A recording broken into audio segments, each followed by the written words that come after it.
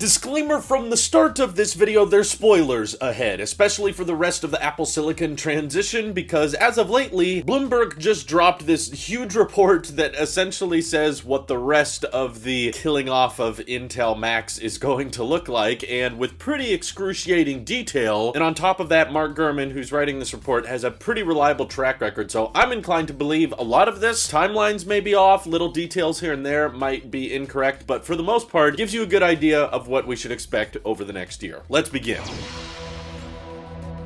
There are multiple reasons I'm very excited and happy to hear this report, mainly because of something I haven't seen many different analysts or leakers or rumors talking about: an updated version of the Mac Mini. Probably gets sideswiped a lot because the M1 Mac Mini is already substantially more powerful than the previous generation Mac Mini it's replacing, but I was like that kind of one guy that was like, I sort of want 4 Thunderbolt 3 ports on the Mac Mini, and also I would be very interested in the Mac Mini having a chip faster than the M1. Nothing wrong with the M1. That covers your basic entry-level stuff, and that's still probably overkill for the majority of the market the Mac Mini is serving. But for those of us out there, particularly someone like me rocking the 8-core Intel Xeon iMac Pro, we want something to far surpass even the iMac Pro in multi-core performance, and M1X is likely how that's going to be made possible. And thanks to the Mark Gurman report this morning, we now have some leaks going on the idea that an updated Mac Mini with 4 Thunderbolt ports and an M1X chip is in the works and could launch by the end of this year. And he also went into detail about how the M1X chip is coming to both the 14-inch MacBook Pro and 16-inch MacBook Pro, and the ratio is a bit more interesting to me. So he's saying that the M1X is essentially a 10-core processor with 8 high-performance cores and 2 efficiency cores. I found this part a little bit interesting because it means that it has less high-efficiency cores than the typical M1 chip, which could mean that, of course, this updated Mac Mini and these new MacBook Pros that are in the works could actually be more power hungry. They might not have as astounding battery life as many of us were expecting them to have, which might be a bit of a bummer. But on the bright side, imagining having 8 high performance cores where the M1 in all of its great performance is doing all of that with only 4, you can imagine, it's not exactly linear, but still basically twice the multi-core performance of the M1 chip, which is already really good, and likely either retaining or exceeding that single core performance, which is industry leading right now with the M1. So knowing that we could be getting those updated MacBook Pros by as early as this summer gives me a lot of hope that at Quadruple UDC this year we could actually get some hardware announced outside of just all of the software announcements, which we've come to expect with all the June events each year. It's like, yeah, we know iOS 15 is going to have some new nifty feature. iPadOS hopefully has some pro applications, something to take advantage of the M1. But yeah, I would love it if we could actually see these redesigned MacBook Pros we've been hearing about for so long. 16-inch MacBook Pro has basically remained unchanged since it launched in 2019, and Apple's done basically nothing with it. And yeah, we've also been hearing that these redesigned MacBook Pros with thinner bezels on the side and also HDMI port, SD card slot return, and hearing Gurman say the M1X chip is going to allow for more Thunderbolt ports, which is very important to me. I want to make sure those MacBook Pros still have 4 Thunderbolt ports if you want to slap in HDMI and SD card, and potentially MagSafe making a return. That's all great. As long as we still get 4 Thunderbolt ports, I'm happy at the end of the day. And the bummer is, from different sources, that the mini LED MacBook Pros could be delayed, so it's possible that there might be a non-mini LED MacBook Pro refresh coming this summer with M1X and new legacy ports, but they won't have that rockin' XDR display that we've seen on the iPad Pro. Those might be postponed until next year at some point, we're not sure. But the other good news is that the M1X chip is supposed to have between 16 or 32 GPU cores, which currently, in case you were unaware, M1 has between 7 and 8. If you buy like the entry-level iMac or the entry-level MacBook Air, it comes with a slightly binned 7-core GPU, and now these updated ones are supposed to be like easily twice that, or potentially 4 times that if you opt for the 32-core GPU option, which is just going to be an insane amount of graphics for the laptops these chips are going into, and on top of that, imagining a Mac Mini, something that small that can fit on your desk so comfortably and is probably not that expensive, also having an insane amount of processing power. That gets me pumped, and I can't wait to see that actually get unveiled. Now, the even crazier part of their report is about the Apple Silicon Mac Pro, which obviously has to come out at some point in the next year, although we have seen a few lines of code in macOS updates that are alluding to another Intel refresh of the Mac Pro at some point in the year. So when Tim Cook said there were a few more Intel Macs in the pipeline, the Mac Pro refresh might be what he was talking about. But for the Apple Silicon version, the kind that Mark Gurman has been saying will be kind of reminiscent of the G4 Cube, something smaller and not as gigantic as the last Mac Pro, could have potential for up to 32 high-performance cores. Okay, once again, I'm gonna repeat this. The M1 has 4 high-performance cores, and that's the insane performance we've been seeing from the M1. They're saying the Apple Silicon Mac Pro is gonna have not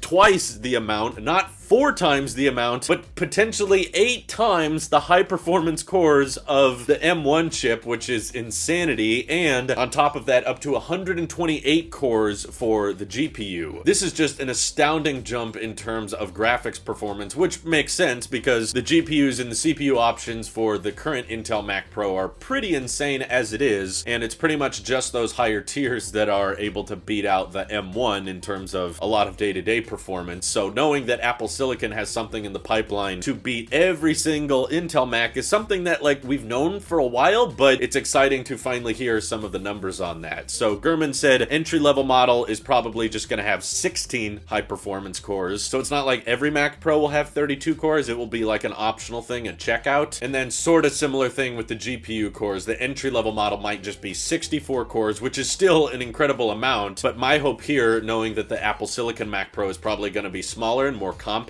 and I'm just guessing a bit less modular. There might be some modules in it that you can swap out for something else, but overall, I'm guessing it will be not as upgradable as the Intel Mac Pro. That gives me hope that this could actually be cheaper because, as you guys know, I was not terribly in love with the Mac Pro when it got refreshed in 2019 because I felt like it was serving a completely different price market than the last generation of Mac Pro, which started at $3,000, and if you maxed it out, it just went a little bit over $6,000. Now with the updated cheese grater Mac Pro, it starts at $6,000 and goes all the way up to $50,000. And I have no problem with Apple making, you know, enterprise business grade machines if they want to, but just don't call it the Mac Pro if that's been serving a very different demographic for years. So my hope here is that with the Apple Silicon Mac Pro being ultra powerful and futuristic, hopefully the starting price could be a bit closer to $5,000 or $4,000, and it could make insanely good performance for people who are willing to provide their own keyboard, mouse, and monitor or whatever. They can have an insane amount of power from Apple that's booting with macOS and everything if they want to. And if the redesigned larger iMac that replaces the 27-inch Intel variant is pretty much the same design as the 24-inch iMac that YouTubers are unboxing right now, then I would probably be willing to opt for the Mac Pro or the M1X Mac Mini, knowing I could get a lot better performance than my iMac Pro in something so small and so affordable. But yeah, that was the one part of this report that Gurman did not have too much to say about, other than just, yeah, a larger Apple Silicon iMac is in the works, but they did mention development of that larger size was paused so they could focus more on the launch of the 24-inch iMac. So my hope is that they're seeing the controversy surrounding the white bezels and chin and everything and thinking, okay, we should try to do something different for the larger model, or like many people have alluded, bringing back the iMac Pro, and that one looks like the Pro display except it has a computer in it. But I'm not holding too much hope out for that because there's not a lot of leakers or analysts saying that's going to happen. That's just a lot of people's different assumptions. Oh yeah, I know Apple discontinued the iMac Pro and they're not selling it anymore or making it, but yeah, they'll make another one someday. They'll bring it back just because they probably should. I haven't seen anyone saying that's going to happen, but trust me, I will jump on that bandwagon as soon as someone does. Sounds like that 27-inch iMac might be sticking around for a bit longer than a lot of us are anticipating, but as long as we're getting M1X chip in some form factor, you know, if quadruple UDC launches, you know, the updated MacBook Pros 14 and 16 inches and they unveil a Mac Mini that has the M1X chip as well, I'll be psyched. I'll be pumped for that just to see the new Geekbench tests and the export times on those updated Macs, and knowing how many high performance cores they're going to be chucking into this stuff is really, really exciting for me, and I care about having all those extra Thunderbolt ports, so I hope you guys are as excited as I am finding out that we could see these things by the summertime. Probably not the Mac Pro. That could be something I see them unveiling near the end of the year or potentially even next year. But feel free to let me know what Macs you guys are most excited for in the pipeline down in the comments below. This is your Alp Sheep here. I'll see you all in the next one.